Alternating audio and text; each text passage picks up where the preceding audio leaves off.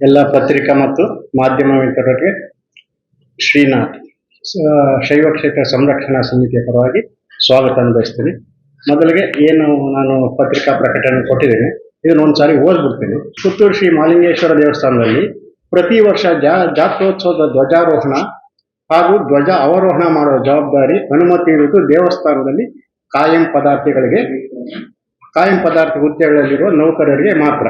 ಈ ಮಾಹಿತಿಯನ್ನು ದೇವಸ್ಥಾನದ ಕಾರ್ಯನಿರ್ವಹಣಾಧಿಕಾರಿಯವರು ಲಿಖಿತವಾಗಿ ನೀಡಿದ್ದಾರೆ. ದೇವಸ್ಥಾನದಲ್ಲಿ ಪ್ರಸಕ್ತ ಶ್ರೀ ನಾಗೇಶ್, ಶ್ರೀ ಬಾಲಕೃಷ್ಣ ಇವರು ಕಾಯಂ ಪದಾರ್ಥಿ ಹುದ್ದೆಯಲ್ಲಿ ಇರುವ ನೌಕರರು.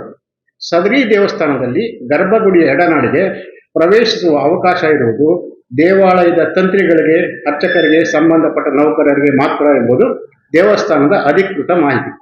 ಹೀಗಿರುವಾಗ ದೇವಸ್ಥಾನದಲ್ಲಿ ಯಾವುದೇ ನೇಮಕಾತಿ ಹುದ್ದೆಯಲ್ಲದ, ದೇವಸ್ಥಾನದಲ್ಲಿ ಯಾವುದೇ ನಿಟ್ಟಿನಲ್ಲಿ ನೌಕರನೂ ಅಲ್ಲದ, ಆನುವಂಶಿಕ ಹಕ್ಕು ಇಲ್ಲದ, ದೇವಸ್ಥಾನದಿಂದ ಹಿಂದೂ ಧಾರ್ಮಿಕ ಇಲಾಖೆ ತಂತ್ರಿಗಳಿಂದ ಯಾವುದೇ ಉಚಿತ ಅನುಮತಿ ಆದೇಶ ಇಲ್ಲದೆ ಪಿ.ಜಿ. ಜಗನ್ನಿವಾಸರಾವ್ ಜಾತ್ರೋತ್ಸವದ ಪವಿತ್ರ ಧ್ವಜಾರೋಹಣ ಅವರೋಹಗಳನ್ನು ಅಕ್ರಮವಾಗಿ ಮಾಡುತ್ತಾರೆ.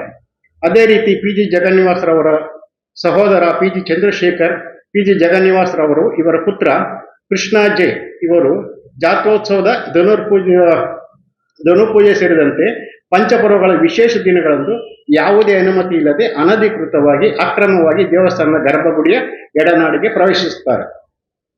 ಅದು ಅಲ್ಲದೆ ಕಳೆದ ವರ್ಷ ಜಾತ್ರೋತ್ಸವ ಸಂದರ್ಭದಲ್ಲಿ ಪಿ.ಜಿ. ಜಗನ್ನಿವಾಸರಾವ್ ಅವರು ಯಾವುದೇ ಅರ್ಹತೆ ಇಲ್ಲದೆ, ಅನುಮತಿ ಇಲ್ಲದೆ ರಥೋತ್ಸವದಂದು ದೇವರು ರಥ ಏರುವುದಕ್ಕೆ ಮುಂಚಿತವಾಗಿಯೇ ಪವಿತ್ರ ರಥವನ್ನು ಏರಿ ನಿಂತಿದ್ದಾರೆ. ಜಾತ್ರೆಯ ಕೊನೆಯ ಅವಾಮೃತ ಸಂದರ್ಭದಲ್ಲೂ ಕೂಡ ದೇವರು ವೀರಮಂಗಲದ ಪವಿತ್ರ ಅವಭೃತ ಸ್ನಾನ ಮಾಡುವ ಸಮಯದಲ್ಲಿ ಕೂಡ ಸದರಿ ಪಿ.ಜಿ. ಜಗನ್ನಿವಾಸರಾವ್ ಇವರು ಹಾಗೂ ಪುತ್ರ ಕೃಷ್ಣಾಜೆ ರಾವ್ ಇವರು ಅಕ್ರಮವಾಗಿ ದೇವರ ಅತಿ ಸಮೀಪಕ್ಕೆ ಹೋಗಿರ್ತಾರೆ. ಪಿ.ಜಿ. ಜಗನ್ನಿವಾಸರಾವ್ ಇವರು ಯಾವುದೇ ಬ್ರಾಹ್ಮಣ ಪಂಗಡಕ್ಕೆ ಸೇರಿರುವುದಿಲ್ಲ ಎಂಬ ಮಾತುಗಳು ಸಾರ್ವಜನಿಕ ವಲಯದಲ್ಲಿ ಜನಜಿತವಾಗಿದೆ. ಆದರೂ ಇವರು ರಥೋತ್ಸವದ ಪೂರ್ವದಲ್ಲಿ ಪವಿತ್ರ ಬ್ರಹ್ಮರಥವನ್ನು ಏರಿದ್ದಾದರೂ ಹೇಗೆ? ಶ್ರೀ ದೇವರ ಅವಾಮೃತ ಸಂದರ್ಭದಲ್ಲಿ ಮಗನ ಜೊತೆ ದೇವರ ಜಳಕದ ಸಮಯ ದೇವರ ಅತಿ ಸಮೀಪಕ್ಕೆ ಹೇಗೆ ಉಪಕ್ರಮಿಸಿದರು? ಇದಕ್ಕೆ ಅನುಮತಿ ಕೊಟ್ಟವರು ಯಾರು? ಬ್ರಾಹ್ಮಣ ಪಂಗಡಕ್ಕೆ ಸೇರದ ಇವರು ಬ್ರಾಹ್ಮಣ ಎಂದು ಹೇಳಿ ವೇದ ಸಂವರ್ಧನಾ ಪ್ರತಿಷ್ಠಾನ ಮೂಲಕ ಶ್ರೀ ದೇವಾಲಯದಲ್ಲಿ ರುದ್ರಪಾರಾಯಣ ಮಾಡುತ್ತಾರೆ. ಬ್ರಾಹ್ಮಣ ಪಂಕ್ತಿಗಳಲ್ಲಿ ಮಧ್ಯೆ ಕುಳಿತು ಊಟ ಮಾಡುತ್ತಾರೆ ಎಂಬ ಮಾತುಗಳು ಭಕ್ತ ವಲಯದಲ್ಲಿ ಸಾಕಷ್ಟು ಕೇಳಿಬರುತ್ತಿದೆ. ಇವೆಲ್ಲ ದೊಡ್ಡ ಪ್ರಮಾದ.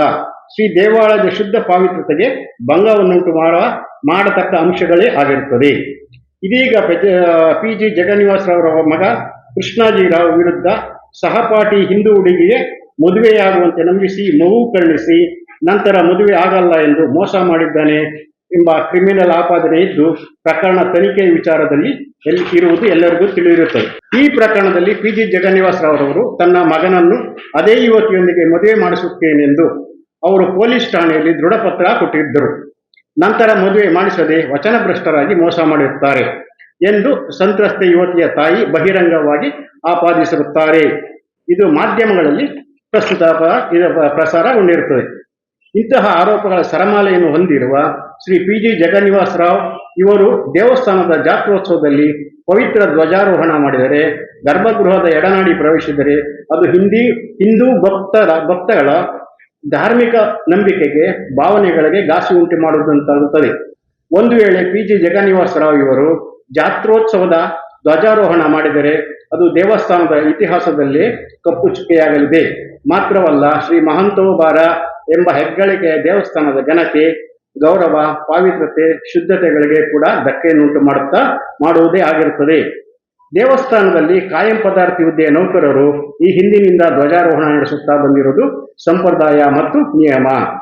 ಏನೂ ಇಲ್ಲದ ಪಿ.ಜಿ. ಜಗನ್ನಿವಾಸರಾವ್ ಕೆಲವು ವರ್ಷಗಳಿಂದ ಧ್ವಜಾರೋಹಣದಲ್ಲಿ ಹಸ್ತಕ್ಷೇಪಣ ಮಾಡುತ್ತಿರುವುದು ಸಂಪ್ರದಾಯ ಮತ್ತು ವಿಧಿ ನಿಯಮಗಳನ್ನು ನೇರ ಉಲ್ಲಂಘನೆ ಮಾಡಿರುತ್ತಾರೆ. ಆದ್ದರಿಂದ ದೇವಾಲಯದ ಧ್ವಜಾರೋಹಣವನ್ನು ದೇವಸ್ಥಾನದ ಅಧಿಕೃತ ಕಾಯಂ ಪದಾರ್ಥಿ ಹುದ್ದೆಯಲ್ಲಿರುವ ನೌಕರರಿಂದಲೇ ಮಾಡಿಸಿ, ಅನಧಿಕೃತ ನೌಕರರಿಗೆ ಮಾತ್ರ ಗರ್ಭಗುಡಿಯ ಎಡನಾಡಿಯ ಪ್ರವೇಶಕ್ಕೆ ಅವಕಾಶ ನೀಡಿ, ಅನಧಿಕೃತ ವ್ಯಕ್ತಿಗಳಿಗೆ ಯಾವುದೇ ಕಾರಣಕ್ಕೂ ಧ್ವಜಾರೋಹಣ ಮಾಡಲು, ಬ್ರಹ್ಮರಥ ಏರಲು, ಅವಾಮೃತ ಸ್ನಾನ ಸಮಯದಲ್ಲಿ ಸಮೀಪವರ್ತಿಗಳಾಗುವುದಕ್ಕೆ ಅವಕಾಶ ನೀಡತಕ್ಕದ್ದಲ್ಲ.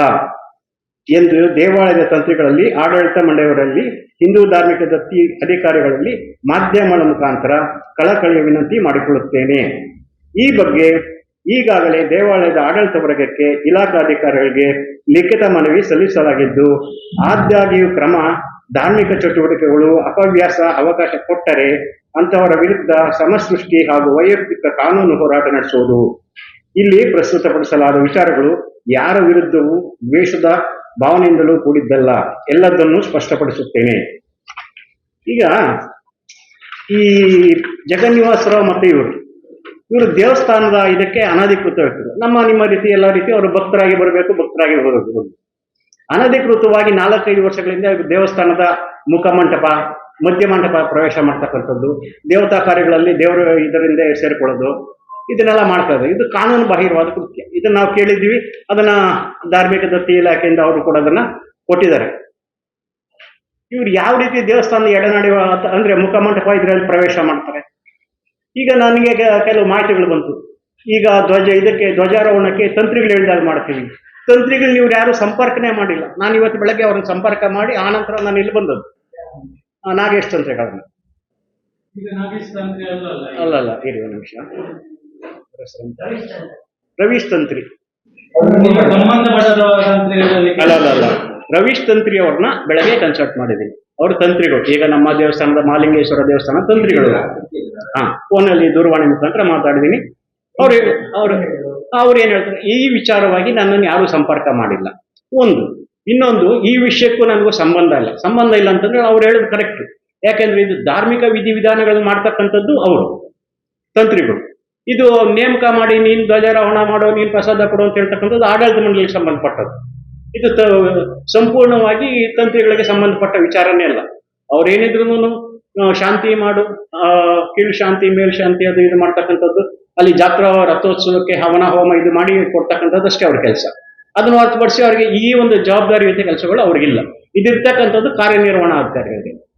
ಈ ಬಾರಿ ಏನಾದರೂ ಅವ್ರಿಗೆ ಧ್ವಜಾರೋಹಣ ಮಾಡಲಿಕ್ಕೆ ಅಥವಾ ರಥ ಏರ್ಲಿಕ್ಕೆ ಬಿಟ್ಟದ್ದು ನಮ್ಮ ಗಮನಕ್ಕೆ ಬಂದರೆ ನಾವು ಕಾನೂನು ರೀತಿಯಲ್ಲಿ ಹೋರಾಟ ಮಾಡ್ತೀವಿ. ಅವ್ರ ವಿರುದ್ಧವಾಗಿ ಠಾಣೆಗಳಲ್ಲಿ ದೂರು ದಾಖಲು ಮಾಡ್ತೀವಿ. ಇಲ್ಲ, ಯಾರು ರಥ ಹತ್ತಿರ್ತಾರೆ ಅವ್ರಿಗೆ ಯಾರು ಇವರು ಅನುಕೂಲ ಮಾಡಿಕೊಟ್ಟಿರ್ತಾರೆ, ಕಾರ್ಯನಿರ್ವಹಣಾಧಿಕಾರಿ, ಇದಕ್ಕೆ ಜವಾಬ್ದಾರಿ ಕಾರ್ಯನಿರ್ವಹಣಾಧಿಕಾರಿ. ಇವ್ರ ವಿರುದ್ಧ ಕಾನೂನಾತ್ಮಕವಾಗಿ ಆ ಕಮಿಷನರ್ಗೆ ಕಂಪ್ಲೇಂಟ್ ಮಾಡಿ ಇದು ಮಾಡ್ತೀವಿ. ಮತ್ತೆ ನಮ್ಮ ಧಾರ್ಮಿಕ ಭವನಗಳಿಗೆ ಏನು ಧಕ್ಕೆ ತರ್ತಾರೆ ಅದರ ವಿರುದ್ಧವಾಗಿ ಕೂಡ ನಾವು ಕೇಸ್ನ ದಾಖಲು ಮಾಡ್ತೀವಿ.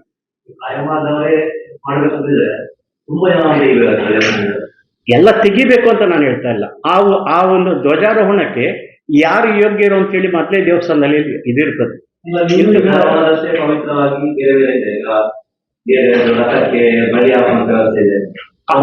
ಅಲ್ಲಿ ಏನು ನಾನು ಏನ್ ಹೇಳ್ತಾ ಇದ್ದೀನಿ, ಅವ್ರವ್ರ ಕರ್ತವ್ಯಗಳನ್ನ ಅವ್ರವ್ರು ಮಾಡಕ್ ಬಿಡಿ. ಇವ್ರು ಅನಧಿಕೃತವಾಗಿ ಯಾರು PG ಜಗನ್ನಿವಾಸರಾವ್ ಇವರೆಲ್ಲ ಸೇರ್ತಕ್ಕಂಥ ಅವ್ರ ದೇವಸ್ಥಾನ ನೌಕರರೇ ಅಲ್ಲ. ದೇವಸ್ಥಾನದ ಇದರಲ್ಲಿ ಇರ್ತದೆ, ದೇವಸ್ಥಾನದಲ್ಲಿ ಅಪಾಯಿಂಟ್ ಆಗಿದ್ದವ್ರು ಇರ್ತಾರೆ.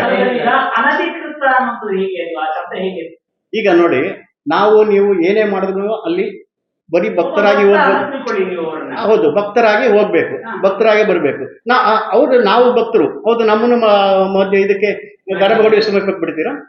ರಥ ಏರ್ಲಿಕ್ಕೆ ಬಿಡ್ತೀರಾ? ಇಲ್ಲ ಅಲ್ವಾ? ಎಲ್ಲಿ ವಾಸ್ತುತಜ್ಞ ಅಂತ ಯಾರು ಕೊಟ್ಟಿದ್ದಾರೆ ಅವ್ರಿಗೆ ದೇವಸ್ಥಾನದಿಂದ? ಅವ್ರು ವಾಸ್ತುತಜ್ಞರಲ್ಲ, ಅವರು ಬರೀ ಎಲ್ಲ ಬಳೆ ಒಳಗೊಂಡು ಓಡಾಡೋದು. ಅದಕ್ಕೂ ನಾವು ಲಾಸ್ಟ್ ಟೈಮ್ ಗಲಾಟೆ ಮಾಡಿ ಅರ್ಜಿ ಹಾಕಿ ಅದನ್ನು ನಿಲ್ಸಿದೀವಿ. ವಾಸ್ತುತಜ್ಞ ಆದ್ಮೇಲೆ ಬೇರೆ ಇನ್ನೊಂದು ಏನೋ ಹೆಸರಲ್ಲಿ ಬಂದ್ರು. ಲಾಸ್ಟ್ ಟೈಮು ದೇವಸ್ಥಾನದ ವಾಸ್ತುತಜ್ಞ ಅಂತೇಳಿ ಹಾಕೊಳ್ಳೋರು, ದೇವಸ್ಥಾನದ ವಾಸ್ತುತಜ್ಞರ ಅಂತೇಳಿ ನಾವು ಅದನ್ನು ಕಂಪ್ಲೇಂಟ್ ಮಾಡಿದಾಗ ಮತ್ತೆ ಅದನ್ನ ವಾಸ್ತುತಜ್ಞ ಅಂತ ಹೇಳೋದನ್ನ ಬಿಟ್ಟು ನೆಕ್ಸ್ಟ್ ಬೇರೆ ಇನ್ನೇನೋ ಬರ್ಕೊಳ್ಳೋಕೆ ಶುರು ಮಾಡಿದ್ರು ಅವರು. ನಾವು ಇವತ್ತು ಹೋರಾಟಕ್ಕೆ ಇಳಿದದ್ದಲ್ಲ.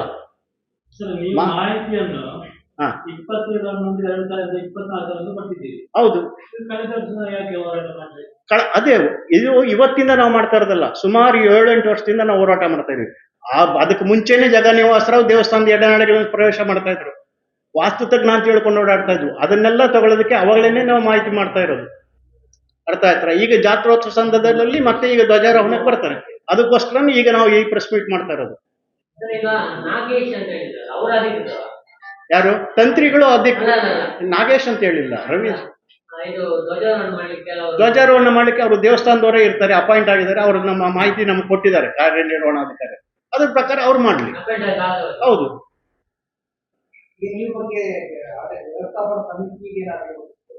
ನಾವು ನಾನು ಒಬ್ಬನೇ ಅಲ್ಲ, ಈ ಅರ್ಜಿ ಇದನ್ನ ಮನವಿಗಳನ್ನ ಸುಮಾರು ಕೊಟ್ಟಿದ್ದೀನಿ, ನಾನು ಕೂಡ ಕೊಟ್ಟಿದ್ದೀನಿ, ಸಾಕಷ್ಟು ಜನ ಅರ್ಜಿಗಳಲ್ಲಿ ಕೊಟ್ಟಿದ್ದಾರೆ. ನೀವು ಎಲ್ಲ ಹೇಳುವುದು ಇದರಲ್ಲಿ ಒಂದು ವಾಕ್ಯ ನೋಡಿ, ಬ್ರಾಹ್ಮಣರ ಪಂಕ್ತಿಯಲ್ಲಿ ಬ್ರಾಹ್ಮಣರ ಮಧ್ಯೆ ಕುರಿತು ಊಟ ಮಾಡುತ್ತಾರೆ. ಅದು ತಪ್ಪು. ಹೌದು. ಈಗ ನೀವು ಸ್ವಲ್ಪ ಅಣ್ಣ, ಒಂದು ನಿಮಿಷ, ನಾನು ಅದಕ್ಕೆ ಉತ್ತರ ನಾನು ಕೊಡ್ತೇನೆ. ಈಗ ಅಲ್ಲಿ ಊಟ ಬ್ರಾಹ್ಮಣ ಸಹಭೋಜನದೊಳಗೆ ನಾವು ಹೇಳ್ತಾ ಇಲ್ಲ, ದೇವಸ್ಥಾನದಿಂದನೇ ಅಧಿಕೃತವಾಗಿ ಇದಕ್ಕೆ ಬ್ರಾಹ್ಮಣ ಇದಕ್ಕೆ ಅಂತ ಹೇಳಿ 8 ಜನಕ್ಕೋ 9 ಜನಕ್ಕೋ ಊಟ ಬಡಿಸ್ತಾರೆ. ಹಾ, ಅವರ ಜೊತೆನಲ್ಲಿ ಹೋಗಿ ಕೂತ್ಕೊಳ್ಬಾರ್ದು. ಈ ಬ್ರಾಹ್ಮಣ ಅಲ್ಲ ಅಂತ ಹೇಳಿ ಈಗ ವಾಟ್ಸಪ್ ಅಲ್ಲೆಲ್ಲ ಓಡಾಡ್ತಾ ಇದೆ, ನೋಡ್ತಾ ಇದ್ದೀರಾ?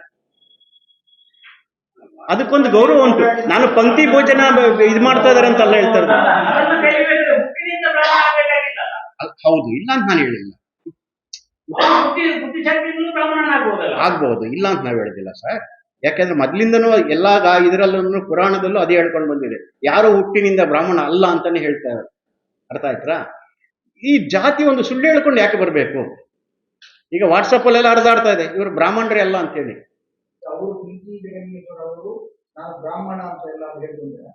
ಸುಮಾರು ಕಡೆ ಹೇಳ್ಕೊಂಡಿದ್ದಾರೆ, ಹಂಗಾಗಿ ಹೇಳ್ಕೊಂಡಿರೋದಕ್ಕೆ ಅಲ್ವಾ ವಾಟ್ಸಪ್ ಅಲ್ಲಿ ಹರಿದಾಡ್ತಾ ಇರೋದು.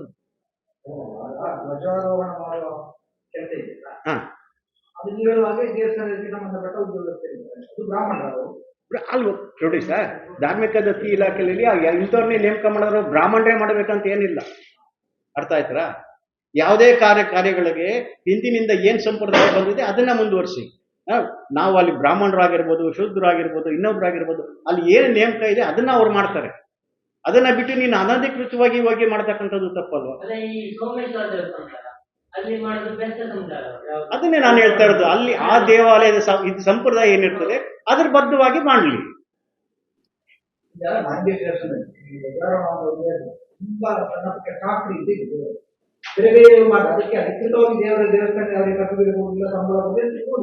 ಉದಾಹರಣೆಗೆ ಅಲ್ಲಿ ಹೂ ಕೊಟ್ಟವರು ಮತ್ತೆ ಇದ್ದಾರೆ ಸರ್, ಇಲ್ಲ ಅಂತ ಅದೇ ರೀತಿ ನೀನು ಹಾಗಾಗಿ ನೋಡಿ ಸರ್, ಅದು ಅವರು ಸೇವೆ ರೂಪದಲ್ಲಿ ಮಾಡ್ತಕ್ಕಂಥದ್ದು. ಇವರು ಧ್ವಜಾರೋಹಣ ಮಾಡ್ತಕ್ಕಂಥದ್ದು ಸೇವೆ ಅಲ್ಲ ಅದು. ಒಂದ್ ನಿಮಿಷ ಸರ್, ಧ್ವಜಾರೋಹಣ ಮಾಡ್ತಕ್ಕಂಥದ್ದು ಸೇವೆ ಅಲ್ಲ, ದೇವರ ಉತ್ಸವದ ಕ್ರಿಯಾಭಾಗ. ಅದು ಕ್ರಿಯಾಭಾಗದಲ್ಲಿ ನೀನು ಭಾಗವಹಿಸುವಂಥದ್ದಿಲ್ಲ. ಹೌದು ಸರ್, ಹೌದು ಸರ್. ಈಗ ಡಾಕ್ಟರ್ ಆದವನ್ನ ಆಪರೇಷನ್ ಮಾಡ್ಬೇಕು ಹೊರತು ಕಾಂಪೌಂಡರ್ ಹೋಗಿ ಆಪರೇಷನ್ ಮಾಡಕ್ಕಾಗಲ್ವಲ್ಲ. ಡಾಕ್ಟರ್ ಅಂತ ಯಾಕೆ ಹೇಳ್ತಾರೆ? ಇಷ್ಟು ವರ್ಷದಿಂದ ಮಾಡ್ಕೊಂಡು ಬಂದಿದ್ದೇನು, ಈ ಇತ್ತೀಚಿನ ದಿನಗಳಲ್ಲಿ ಇವರು ಸೇರ್ಕೊಂಡು ಮಾಡ್ತಾ ಇರೋದೇನು? ಹಿಂದೆ ಸರ್ ಇಲ್ಲ ಸರ್, ಇದು ಅನಧಿಕೃತವಾಗಿ ಮಾಡ್ತಾ ನೋಡಿ. ಸರ್ಕಾರದವರೇ ಕೊಟ್ಟಿದಾರಲ್ವಾ, ಅದನ್ನ ಯಾರು ಮಾಡ್ಬೇಕು ಅಂತ ಹೇಳಿದಾರೆ? ಅವರೇ ಮಾಡ್ಬೇಕಲ್ವಾ?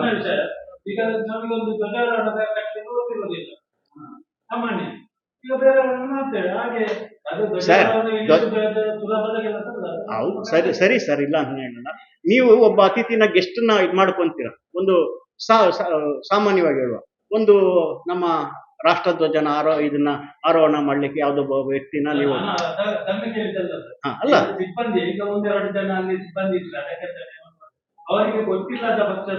ತಂತ್ರಿಗಳು ಇರ್ತಾರೆ ಸರ್, ತಂತ್ರಿಗಳು ಇರ್ತಾರೆ, ಹೇಳ್ಕೊಡ್ತಾರಲ್ವಾ?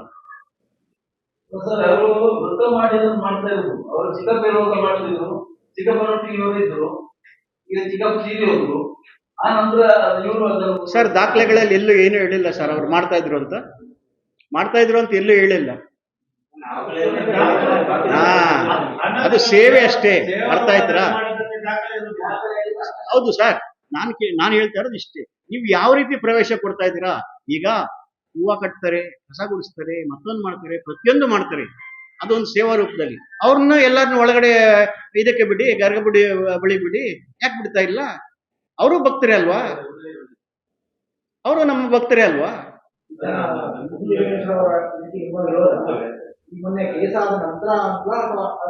ಸರ್ ಅದಕ್ಕಿಂತ ಮುಂಚೆಯಿಂದನೇ ಸ್ಟಾರ್ಟ್ ಮಾಡಿದೀವಿ ಸರ್, ದಾಖಲೆಗಳು ನೋಡಿ, ಅದಕ್ಕಿಂತ ಮುಂಚೆನೆ ನಾವು ಸ್ಟಾರ್ಟ್ ಮಾಡಿದೀವಿ. ಇವತ್ತಿಂದ ಅಲ್ಲ, ನಾವು ಈ ಕೇಸ್ ಆಯ್ದು ಅಂತ ಹೇಳಿ ಅಲ್ಲ. ಈಗ ಅವರು ಹೇಳಿದ್ರು ಇದು 24ರಲ್ಲೇ ದಾಖಲೆ ತೆಗೆದಿದ್ರೆ ಯಾಕೆ ಸುಮ್ಮನೆ ಇದೀರಾ ಅಂತ. ದಾಖಲೆ ಯಾಕೆ ತೆಗೆದಿವಿ ಅಂದ್ರೆ ಇವ್ರು ಮಾಡ್ತಾ ಇರೋದು ಮೊದ್ಲಿಂದನೂ ಅನಧಿಕೃತವಾಗಿ ಯಾವಾಗ ಎಂಟ್ರಿ ಕೊಟ್ಟರು ಅವಾಗಲೇ ಶುರು ಮಾಡಿದ್ವಿ ನಾವು. ಬರೀ ಅಷ್ಟೇ, ಬರೀ ಅವ್ರ ಒಂದು ವಿಷಯಕ್ಕೆ ಸೀಮಿತ ಅಲ್ಲ ನಮ್ಮ ಹೋರಾಟ. ದೇವಸ್ಥಾನದಲ್ಲಿ ಕೆಲವೊಂದು ಅವ್ಯವಹಾರಗಳು ಕೂಡ ಬಯಲಿಗೆಳೆದನ್ನು ಸರಿಪಡಿಸಿದೀವಿ. ಆ ಹೊಸ ಕಟ್ಟಡ ಆದಾಗ ಅಲ್ಲಿ ಲಕ್ಷ್ಮೀ ಗುಡಿ ಅಂತ ಮಾಡಿದ್ರು, ಗೊತ್ತಾ ನಿಮಗೆ? ಅಲ್ಲಿ ದುರ್ಗೆ ಗುಡಿ ಅಂತನೋ ಅಥವಾ ಇದೇನೋ ಇತ್ತು ಮೊದಲಿಗೆ. ದೇವಸ್ಥಾನದ ಮಾಲಿಂಗೇಶ್ವರ ದೇವಸ್ಥಾನ ಪಕ್ಕದಲ್ಲಿ ದುರ್ಗಾ ಗುಡಿ ಅಂತನೋ ಏನೋ ಒಂದಿತ್ತು, ಪಾರ್ವತಿ ದೇವಿ ಅಂತನೋ ಏನೋ ಇತ್ತು. ಅದನ್ನ ಲಕ್ಷ್ಮೀ ಗುಡಿ ಅಂತ ಮಾರ್ಪಾಟ್ ಮಾಡಿಸಿದ್ರು ಒಳಗಡೆ, ದೇವಸ್ಥಾನದ ಒಳಭಾಗದಲ್ಲಿ. ಮೊದಲು ಬ್ರಹ್ಮಚಾರ ಈ ಕಡೆ ಇತ್ತು. ಹಾ, ಎಂಟ್ರೆನ್ಸ್ ಅಲ್ಲಿ left side ಇತ್ತು. ಅದು ದುರ್ಗಾ ಗುಡಿ ಅಂತನ ದೇವಿ ಗುಡಿ ಅಂತನೋ ಏನೋ ಇತ್ತು. ಅದನ್ನ ತೆಗೆದು ಇವರು ಲಕ್ಷ್ಮೀ ಗುಡಿ ಅಂತೇಳಿ ಮಾಡಿದ್ರು. ಅವಾಗಲೂ ಕೂಡ ಗಲಾಟೆ ಮಾಡಿ ಶಿವನ ದೇವಸ್ಥಾನದಲ್ಲಿ ಲಕ್ಷ್ಮಿ ಎಲ್ಲಿಂದ ಬರ್ತಾಳೆ, ಇಲ್ಲಿ ಬರ್ತಕ್ಕಂಥದ್ದು ದುರ್ಗೆ, ಇದು ಮಾಡಿ ಅಂತೇಳಿ ಮತ್ತೆ ಅದಕ್ಕೂ ಅರ್ಜಿ ಕೊಟ್ಟು ಎಲ್ಲ ಮಾಡಿ ಗಲಾಟೆ ಮಾಡಿ ಅದನ್ನು ತೆಗೆಸಿದ್ವಿ. ಅದನ್ನ ಲಕ್ಷ್ಮೀ ಗುಡಿ ಅನ್ನೋದನ್ನ ತೆಗೆಸಿ ದುರ್ಗೆ ಗುಡಿ ಅಂತಾನೆ ನಾವು ಮಾಡ್ತಿದ್ವಿ. ಮತ್ತೆ ಅದನ್ನ ಏನಿತ್ತು ಯಥಾ ಪ್ರಕಾರ ಅದೇ ಮಾಡಿ ಅಂತ. ಬರೀ ಇವತ್ತು ಜಗನ್ನಿವಾಸರಾವ್ ಮಗ ಈ ರೀತಿ ಮಾಡ್ದ ಅನ್ನೋ ದ್ವೇಷಕ್ಕೆ ಬರೀತಕ್ಕಂಥದ್ದಲ್ಲ. ಅದು ನೋವು ನಮಗಿದೆ. ಒಂದು ಹೆಣ್ಮಗು, ನಮ್ಮ ಹಿಂದೂ ಹೆಣ್ಮಗು ಇದಾಯ್ತು ಅಂತೇಳಿ. ನಮ್ಮದು ಉದ್ದೇಶ ಅದಲ್ಲ. ಎಲ್ಲಾ ದೇವಸ್ಥಾನಗಳಲ್ಲೂ ಕೂಡ ಹಲವಾರು ಇದಾಗ್ತಾ ಇದೆ. ಅದನ್ನ ಒಂದೊಂದನ್ನೇ ಸರಿಪಡಿಸ್ಕೊಂಡು ಬರ್ತಾ ಇದೀವಿ. ಉದಾಹರಣೆ ಹೇಳ್ಬೇಕಂದ್ರೆ ನಮ್ಮ ಯಾವ್ದು ಕೆಮ್ಮಿಂಜಿ ಷಣ್ಮುಖ ವಿಷ್ಣುಮೂರ್ತಿ ದೇವಸ್ಥಾನ ಅಂತಾನೇನೋ ಮಾಡೋದಲ್ಲ, ಷಣ್ಮುಖ ಸುಬ್ರಹ್ಮಣ್ಯ ಸ್ವಾಮಿ ದೇವಸ್ಥಾನ ಈ ನಮ್ಮ ದರ್ಬೆಯಿಂದ ಸ್ವಲ್ಪ ಮುಂದೆ ಹೋದ್ರೆ ಕೆಮ್ಮಿಂಜಿ, ಅಲ್ಲಿ ಅಷ್ಟೇ ವಿಷ್ಣುಮೂರ್ತಿ ದೇವಸ್ಥಾನ ಕಟ್ಟಿದ್ದಾರೆ. ಅದನ್ನ ಡೆಮಾಲಿಶಿಂಗ್ ಆರ್ಡರ್ ಮಾಡಿಸಿದೀವಿ. ಆ ದೇವಸ್ಥಾನ ಜಾಗನ ಒಬ್ರು ಅತಿಕ್ರಮ ಪ್ರವೇಶ ಮಾಡಿಕೊಂಡು ಇದು ಎಂಥದ್ದು ಎಂತ ಇದಪ್ಪ ಅದನ್ನ ಸಮುದಾಯ ಭವನ ಮಾಡ್ಕೊಂಡು ಟ್ರಸ್ಟ್ ಮಾಡ್ಕೊಂಡು ದೇವಸ್ಥಾನದ ರಸೀದಿ ದುಡ್ಡು ಇವ್ರು ಹಾಕೊಂಡು ಎಲ್ಲ ಮಾಡಿ ಅದನ್ನು ಕೂಡ ಹೋರಾಟ ಮಾಡಿದ್ದೀವಿ. 2017-18ರಿಂದನೇ ಸ್ಟಾರ್ಟ್ ಆಗಿದೆ ನಮ್ಮ ಸಂಘ. ಅವತ್ತಿಂದ ಕೂಡ ಪ್ರತಿಯೊಂದು ನಮ್ಮ ಬರೀ ದಕ್ಷಿಣ ಕನ್ನಡ ಜಿಲ್ಲೆ ಅಲ್ಲ, ಉತ್ತರ ಕನ್ನಡ ಜಿಲ್ಲೆ ಕೂಡ ಎಲ್ಲ ದೇವಸ್ಥಾನಗಳಲ್ಲಿ, ಶಿವ ದೇವಸ್ಥಾನಗಳಲ್ಲಿ ಅಥವಾ ವಿಷ್ಣು ದೇವಸ್ಥಾನಗಳಲ್ಲಿ ಏನೇನು ಇರಬೇಕು ಅದೇ ಪ್ರಕಾರ ಇರಬೇಕು. ಎಲ್ಲಿ ಅವ್ಯವಹಾರ ಮಾಡ್ತಿದ್ರೆ ಅದನ್ನ ಅಲ್ಲಿ ಆ ಕೂಡಲೇ ಅದನ್ನ ನಾವು ಪ್ರತಿಭಟಿಸಿ ಅದಕ್ಕೆ ಏನೇನು ಮಾಡಬೇಕು ಅದನ್ನ ಕಾನೂನಾತ್ಮಕವಾಗಿ ಮಾಡ್ತಾ ಇದ್ದೀವಿ. ಈಗ ಅವರನ್ನು ಈಗ ನಾನು ಕರೆದ್ರೆ ನಿಮಗೆ ಕಾನೂನು ಮಾಡಲಿಕ್ಕೆ ಅವಕಾಶ ಇದೆಯಾ? ಧಾರಾಳವೂ ಉಂಟು.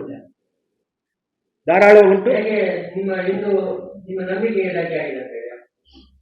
ನಂಬಿಕೆಗೆ ಧಕ್ಕೆ ಅಂತಲ್ಲ, ಕಾನೂನಿಗೆ ವಿರುದ್ಧವಾಗಿ ನಡೆಯೋದ್ರಿಂದ ನಾವು ಕಾನೂನಾತ್ಮಕ ಹೋರಾಟ ಮಾಡ್ತೇವೆ. ಖಂಡಿತವಾಗಿ ಕೇಸ್ ದಾಖಲು ಮಾಡ್ತೇವೆ. ಹೌದು, ನೀನ್ ಬಾ, ಭಕ್ತನಾಗಿ ಬಾ, ದೇವ್ರ ಸೇವೆ ಏನಿದೆ ಅದನ್ನ ನೀನು ಮಾಡು. ನೀನು ರಥ ಹತ್ತೋದು ಮತ್ತೆ ಧ್ವಜ ಆರೋಹಣ ಮಾಡೋದು, ಅವರೋಹಣ ಇದರಲ್ಲಿ ನೀನು ಭಾಗವಹಿಸಾಗಿಲ್ಲ. ಹೌದು, ಅಲ್ಲೇ ಉಂಟು ಸರ್. ಈ ಕಂಪ್ಲೇಂಟ್ ಮಾಡುವಂತದ್ದು ನೀವು ಮೇಲೆ ಮತ್ತು ಹೌದು, ಅಲ್ಲ ನಾವು ನೆಕ್ಸ್ಟ್ ಇವರು ಅವಕಾಶ ಕೊಟ್ಟರೆ ಇವ್ರ ಮೇಲೆ ಅರ್ಚಕರು ಮತ್ತೆ ಕಾರ್ಯನಿರ್ವಹಣಾಧಿಕಾರಿಗಳ ಮೇಲೆ ಎಡನಡೆ ಒಳಗಡೆ ಬಿಡ್ಬೇಕಾದ್ರೆ ಅವರೇ ಬರ್ಬೇಕಲ್ವಾ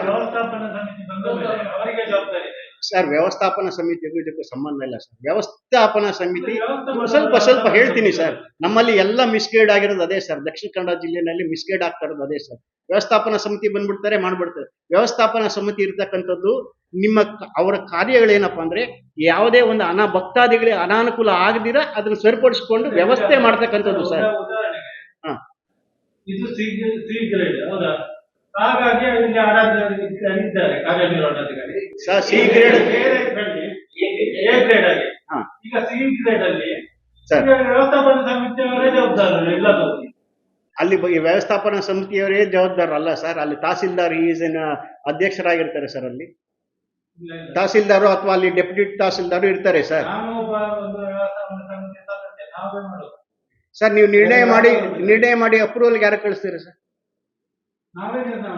ಮಾಡ್ತೀರಾ ಸರ್? ಎಲ್ಲ ದೇವಸ್ಥಾನಗಳಲ್ಲೂ ನಿರ್ಣಯ ಮಾಡ್ತಾರೆ, ಇಲ್ಲ ಅಂತಲ್ಲ. ಅದು ನಿಮ್ಮ ದೇವಸ್ಥಾನ ಯಾವ ಅಂಡರ್ ಬರ್ತದೆ?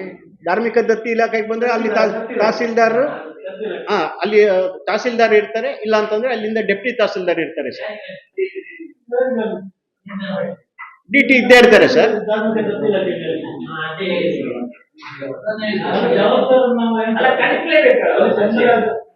ತೊಂದರೆ ಜವಾಬ್ದಾರಿ ನಾವು ಅಂತ ಅದು ಬೇರೆ. ಅದು ಬೇರೆ. ನೀವು ನಿರ್ಣಯ ಮಾಡಿದ್ರೆ ಇಲ್ಲಿ ಒಂದು ಸಸಿ ಎತ್ತಿದ ಪ್ರಶ್ನೆ ನನಗೂ ಹಾಗೆ ಅನಿಸ್ತದೆ. ಯಾಕಂದ್ರೆ ಬ್ರಾಹ್ಮಣರ ಆಯ್ತು ಅದು ಬ್ರಾಹ್ಮಣ ಎಂದು ಸುಳ್ಳು ಹೇಳಿ ಅಂತದ್ರಿಂದ ನನಗೆ ಗೊತ್ತೇ ಇಲ್ಲ. ಯಾಕಂದ್ರೆ ನಿಮ್ಮ ಹೋರಾಟವು ಕೂಡ ಇಷ್ಟು ವರ್ಷ ನಡೀತಾ ಇರೋದು ನಮ್ಮ ಗಮನಕ್ಕೆ ಏನು ಬರಲಿಲ್ಲ. ಈ ಸುಳ್ಳು ಹೇಳಿದ್ದು ಕೂಡ ಗೊತ್ತಿಲ್ಲ ನಮಗೆ. ನೀವು ಒಂದ್ಸತಿ ದೇವಸ್ಥಾನದಲ್ಲಿ ಹೋಗಿ ನಾವು ಏನೇನು ಅರ್ಜಿಗಳು ಕೊಟ್ಟಿದ್ದೀವಿ ಅದ್ರ ಬಗ್ಗೆ ಮಾಡ್ತಾ ಇರೋದು ನೀವು ಸರಿ ಮಾಡಿದ್ದೀರಾ? ಸುಮಾರು ಇದು ಅಂದ್ರೆ ಪುತ್ತೂರಲ್ಲಿ ಮಾಡಿಲ್ಲ, ಮಂಗಳೂರಲ್ಲಿ ಮಾಡ್ತಾರೆ, ರೆಗ್ಯುಲರ್ ಆಗಿ ಮಂಗಳೂರಲ್ಲಿ ಮಾಡ್ತಾರೆ. ಪುತ್ತೂರಿಗೆ ಸಂಬಂಧಪಟ್ಟಂತೆ ನಾವು ಇವರು ಟಿವಿನಲ್ಲಿ ರಾಜೇಶ್ ಇವರೆಲ್ಲ ಇದ್ರಲ್ಲ, ಅವಾಗ ಇಲ್ಲಿ ಮುಂದೆ ಒಂದು ಪಾರ್ಕ್ ಇತ್ತಲ್ಲ, ಈ ಎಲ್ಲಿ ಅಂತಂದ್ರೆ ನಮ್ಮ ದರ್ಬೆ ಮೇನ್ ರೋಡಲ್ಲಿ ಮುಂದಕ್ಕೆ ಹೋದ್ರೆ IB ಏನೋ ಉಂಟಲ್ಲ, ಅಲ್ಲಿ ಪಾರ್ಕ್ ಅಲ್ಲಿ ಕ್ಯಾಮ್ರಾ ಹಾಕಿ ಇದು ಮಾಡ್ತಾ ಇದ್ವಿ. ಹಾ ಸುಳ್ಯದಲ್ಲಿ ಒಂದ್ 2-3 ಮಾಡಿದೀವಿ, ಹೆಚ್ಚು ಮಂಗಳೂರೇ.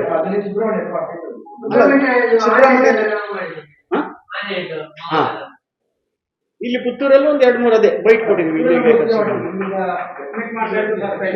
ಹಾ ಪುತ್ತೂರಲ್ಲಿ ಪ್ರೆಸ್ ಮೀಟ್ ಮಾಡ್ತಾರೆ ಫಸ್ಟ್. ಹೌದು, ಯಸ್ ಮಹೇಶ್ ಭಟ್ ಕರಿಕಳ, ಗುರುಪ್ರಸಾದ್ ಪಂಜ, ನಾನು, ಶಶಿಧರ್. ಇಲ್ಲಿ ಏನಾಗ್ತದೆ ಅಂದ್ರೆ ಯಾರು ನಿಯರೆಸ್ಟ್ ಇದೀವಿ ಅವ್ರ ಮುಖಾಂತರ ಅರ್ಜಿಗಳು ಹಾಕಿಸ್ಕೊಂತಾ ಇರ್ತೀವಿ, ಮಾಹಿತಿ ಹಾಕ್ತಾರೆ. ಎಲ್ಲಾ ಕಡೆಗೂ ಒಬ್ಬರೇ ಹಾಕ್ಲಿಕ್ಕೆ ಆಗಲ್ಲ. ಸೊ ಹಂಗಾಗಿ ಆ ಪರ್ಟಿಕ್ಯುಲರ್ ಏರಿಯಾದಲ್ಲಿ ಯಾರು ಇರ್ತಾರೆ ಅಲ್ಲೊಬ್ರು ನಮ್ಮ ರೆಪ್ರೆಸೆಂಟ್ ಇರ್ತಾರೆ, ಅವ್ರ ಕೈಯಲ್ಲಿ ಮಾಹಿತಿ ಹಾಕಲು ಅರ್ಜಿ ಹಾಕಿಸ್ತೀವಿ, ಅದೇ ದಾಖಲೆಗಳು ತೆಕ್ಕೊಂಡು ಆನಂತರ ಯಾರಾದ್ರೂ ಒಬ್ರು ಪ್ರೆಸ್ ಮೀಟ್ ಮಾಡ್ತಾರೆ. ಯಾಕೆ ಪ್ರಶ್ನೆ ಮಾಡಿದೆ ಅಂದ್ರೆ ಕೇಸಿನ ನಂತರ ಈ ಇಶ್ಯೂ ಸ್ವಲ್ಪ ಜಾಸ್ತಿ ಆಗ್ಲಿಕ್ಕೆ ಪ್ರಾರಂಭ ಆಗ್ತದೆ. ಯಾವುದು ಈ ಜಗನ್ನಾಥರವನ್ನು ಅಲ್ಲಿಂದ ಹೋಗ್ಲಿಕ್ಕೆ ಬಿಡಬಾರ್ದು, ಅಥವಾ ನಾವು ಪ್ರತಿಭಟನೆ ಮಾಡ್ತೇವೆ, ನಾವು ಧರಣಿ ಕೊಡ್ತೇವೆ, ಇಂಥದ್ದೆಲ್ಲ ಸ್ಟಾರ್ಟ್ ಆಗ್ತು ಇತ್ತೀಚಿನ ದಿನಗಳಲ್ಲಿ. ಹಿಂದೆ ಯಾರೂ ಕೂಡ ಇದನ್ನು ಪ್ರಸ್ತಾಪ ಮಾಡಿದಾಗ ನಮ್ಗೆ ಗೊತ್ತಿಲ್ಲ. ತಾವು ಒಂದ್ಸತಿ ಕಾರ್ಯನಿರ್ವಹಣಾಧಿಕಾರಿಯವ್ರನ್ನ ಹೋಗಿ ಒಂದ್ಸತಿ ಭೇಟಿ ಮಾಡಿ, ಈ ಹಿಂದೆ ಕೂಡ ನಾವು ಅರ್ಜಿಗಳು ಕೊಟ್ಟಿದ್ವಿ, ಅದಕ್ಕೋಸ್ಕರ ಪ್ರಯೋಜನ ಆಗಿದೆಯಾ ಅಂತ ಸರ್. ನೀವು ಅರ್ಜಿ ಕೊಟ್ಟಿದ್ದೀರಿ, ಏನಾದ್ರು ಪ್ರಯೋಜನ ಆಗಿದೆಯಾ ಅಂತ? ಅಲ್ಲ ಅದನ್ನ ನಿಲ್ಸಿ, ವಾಸ್ತು ತಜ್ಞ ಅಂತ ಹೇಳಿ ಕೊಡ್ತಾ ಇದ್ರಲ್ಲ, ಅದನ್ನ ನಿಲ್ಸಿದಾರಲ್ಲ ಈಗ, ವಾಸ್ತು ತಜ್ಞ ಅಂತ ಹೇಳಿ ಹಾಕೊಳ್ಳೋದು. ಅವ್ರಿಗೆ ಗೊತ್ತಾಯ್ತು, ಇನ್ನು ನಾವು ಮುಂದುವರೆದ್ರೆ ಕೇಸ್ ಮಾಡ್ತೀವಿ ಅಂತ ಎಲ್ಲ ಉಂಟು. 8 ವರ್ಷದ ಹೋರಾಟ ಮಾಡ್ತೀವಿ, ಹಿಂದೆ ಕೊಡಿ.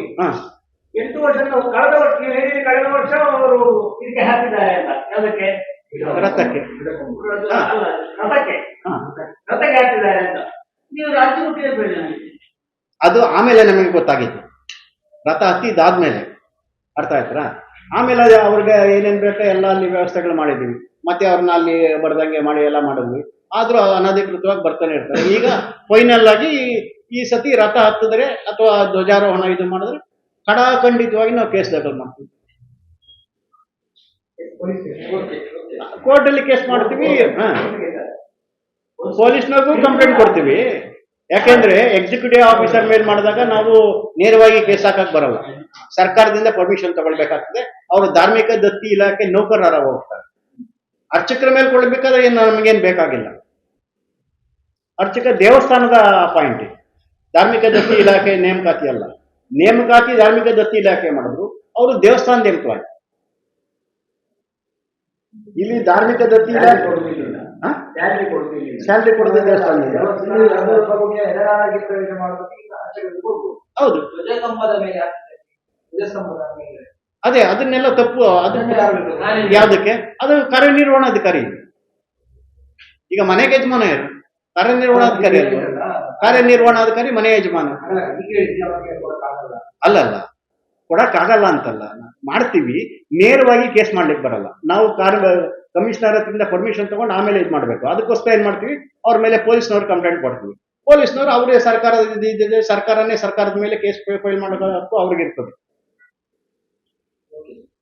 ಈಗ ರಥಕ್ಕೆ ಅವನು ರಥಕ್ಕೆ ಹಾಕಿದ್ರೆ ನೀವು ಅವರ ಮೇಲೆ ಕೇಸ್ ಮಾಡೋದು? ಹೌದು. ಅವನು ಹತ್ತಬಾರದು, ಹತ್ತಕ್ಕೆ ಬಿಡ್ಲೂಬಾರದು, ಇವ್ರು ಅವಕಾಶನೂ ಕೊಡಬಾರದು. ಹತ್ತಿದ್ರೆ ಅವರ ಮೇಲೆ ಕೇಸ್ ಆಗುತ್ತೆ. ಹೌದು ಹೌದು. ಲಾಸ್ಟ್ ಟೈಮ್ ಒಂದ್ಸತಿ ಪದ ಬಳಕೆ ಮಾಡಿದೆ ಸರ್, ನನಗೆ ಅರ್ಥ ಆಗಲ್ಲ. ಕ್ರಿಮಿನಲ್ ಅಂತ ಹೇಳಿ. ಕ್ರಿಮಿನಲ್ ಕೇಸ್ ಆಗೋದು ಸರ್ ಅದು. ಕ್ರಿಮಿನಲ್ ಆರೋಪಿಯ ತಂದೆ ಇದು ಕೃಷ್ಣದೇವರಾವ್ ಮಾಡಿದ್ದಾರೆ. ಇವ್ರ ಮೇಲೆ ಏನು ಆರೋಪಗಳಿಲ್ಲ. ಯಾರ ಮೇಲೆ? ಪಿಟಿ ಜಗನ್ನೇಶ್ವರ ಮೇಲೆ ಅಲ್ಲ, ಇಬ್ರು ಅಷ್ಟೇ. ಇಬ್ರು ಅದೇ ಕೆಲಸ ಮಾಡೋದಲ್ವಾ ಅಲ್ಲಿ ದೇವಸ್ಥಾನದಲ್ಲಿ ಬಂದು? ಅಣ್ಣ ತಮ್ಮಂದ್ರೆ ಇಬ್ರು ದೇವಸ್ಥಾನದಲ್ಲೇ ಇದು ಮಾಡೋದಲ್ವಾ ಬಂದು? ಅದಕ್ಕೆ ಅವರಿಬ್ರು ಇವನು ಬಂದ್ರೆ ಇವನ್ ಮೇಲೂ 3 ಜನದ ಮೇಲೂ ಅಲ್ಲಿ ಯಾವುದೇ ಇದರಿಂದ ಅವ್ರಿಗೆ ದೇವಸ್ಥಾನದ ಒಳಗಡೆ ಪ್ರವೇಶ ಕೊಡಬಾರದು. ದೇವಸ್ಥಾನಕ್ಕೆ ಬನ್ನಿ, ನಮ್ದು ಅಬ್ಜೆಕ್ಷನ್ ಇಲ್ಲ. ಮೀನು ಇದು ಮಧ್ಯ ಮಂಟಪ ಮುಖ ಮಂಟಪಕ್ಕೆಲ್ಲ ಪ್ರವೇಶ ಕೊಡಬಾರ್ದು ಅವರಿಗೆ. ಭಕ್ತಾದಿಗಳು ಯಾವ ರೀತಿ ಬರ್ತಾರೆ ಆ ರೀತಿ ಬಂದೋಗಿ. ಈಗ ನಿಮ್ಮನ್ನು ಬಿಡ್ತಾರ ಹೋಗ್ಲಿ? ಮುಖ ಮಂಟಪಕ್ಕೆ ನಿಮ್ಮನ್ನು ಬಿಡ್ತಾರ? ಬಿಡೋದಿಲ್ಲ. ಹಂಗಾರೆ ಅವ್ರನ್ನ ಯಾಕೆ ಬಿಡ್ತೀಯ? ಒಬ್ಬೊಬ್ಬ ಈಗ ಉದಾಹರಣೆ ಹೇಳ್ತೀನಿ ಸರ್, 50,000 ಅಥವಾ 1,00,000 ರೂಪಾಯಿ ಕೊಟ್ಟು ಒಂದು ಸೇವೆ ಮಾಡಿಸ್ತಾನೆ ಭಕ್ತ, ಅವನ್ನೇನಾದ್ರೂ ಬಿಡ್ತಾರ ಮುಖ ಮಂಟಪಕ್ಕೆ? ಇಲ್ಲ ಅಲ್ವಾ?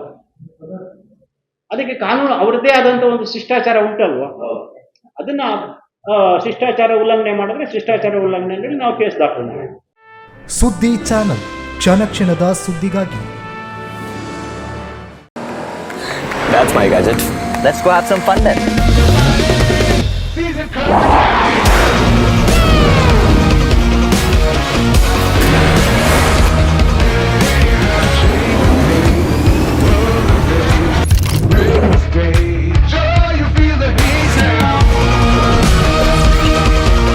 Introducing the hot and techy Brezza SCNG. Cool new SCNG tech for a cool new generation.